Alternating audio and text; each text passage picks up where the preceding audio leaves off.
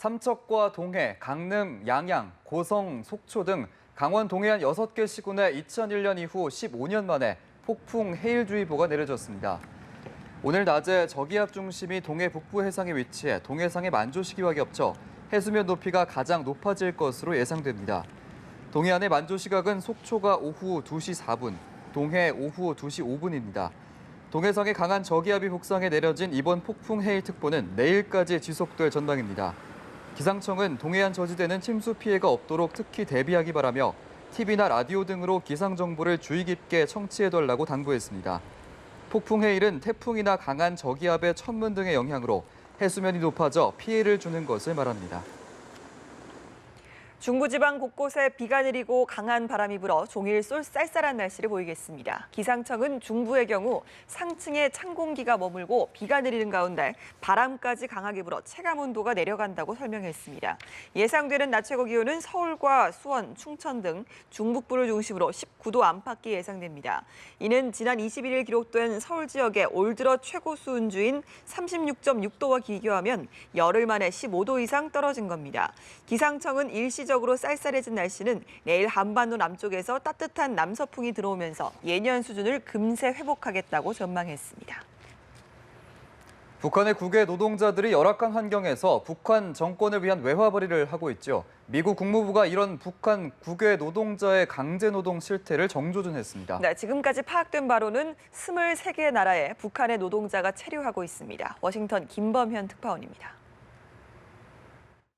미국 국무부가 최근 상하원 외교위원회에 제출한 북한 인권 증진 전략 보고서입니다. 보고서에는 북한 노동자들이 파견된 23개 나라가 명시돼 있습니다. 중국과 러시아는 물론 아프리카와 중동, 동남아시아 곳곳에 체류하고 있는 것으로 조사됐습니다. 미국 정부가 북한 노동자 체류 국가 명단을 공개하기는 이번이 처음으로 국외 노동자를 통한 북한 정권으로의 자금 유입 차단, 즉 외화벌이 차단에 활용될 것으로 전해졌습니다. 열악한 인권 상황에 내몰린 북한의 국외 노동자들이 벌어들인 달러가 김정은 정권의 통치 자금은 물론 핵과 미사일 개발에 쓰이는 것으로 미국 정부는 보고 있습니다.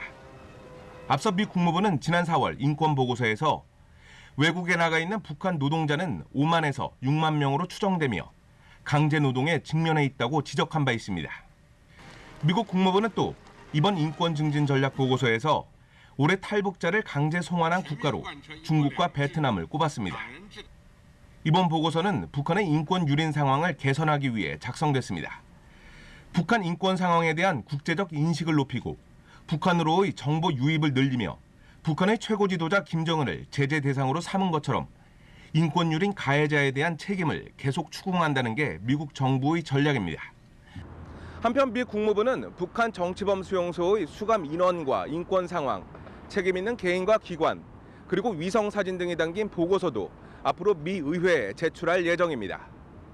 워싱턴에서 연합뉴스TV 김범현입니다. 주중 한국대사관이 최근 교민들에게 또 한 번 신변 안전 강화를 당부하는 긴급 공지문을 보내 배경이 주목됐는데요. 외교부는 북한의 위협 수위가 높아진 데 따른 거라며 각별한 주의를 당부하고 나섰습니다. 이준삼 기자입니다. 주중 한국대사관은 최근 교민회 등에 신변 안전을 강화할 것을 요청하는 긴급 공지문을 보냈습니다. 대사관은 북한 고유 인사의 탈북과 북한의 도발 위협 등을 감안할 때 해외에서 우리 국민을 대상으로 한 테러, 유인 납치 등이 일어날 가능성이 있다고 경고했습니다. 이 대사관은 지난달 말에도 비슷한 공지를 한 적이 있습니다.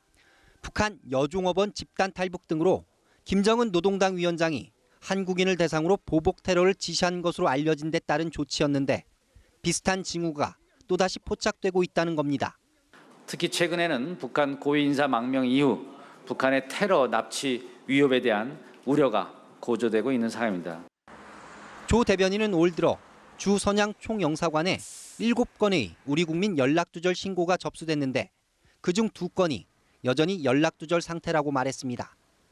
정부는 우리 국민에 대한 납치 테러 우려가 더욱 높아졌다고 보고 계속 재외국민 보호 조치를 강화한다는 방침입니다. 연합뉴스TV 이준삼입니다. 홍영표 통일부 장관은 국제사회 대북 제재 조치로 통치 자금이 감소하자 북한 지도층이 압박을 받고 있다고 밝혔습니다. 홍 장관은 현지 시간 30일 카자흐스탄에서 열린 비핵화 국제회의에 참석해 연합뉴스와 한 인터뷰에서 북한에 대해 정확히 파악하기는 어렵지만 통치 자금이 줄었고 이로 인해 압박을 받고 있다고 말했습니다. 홍 장관은 이를 유엔 안전보장이사회 대북 제재 결의 6개월 경과에 따른 효과로 평가하며 태영호 공사를 포함해 탈북민이 느는 것도 대북 제재의 영향이라고 밝혔습니다.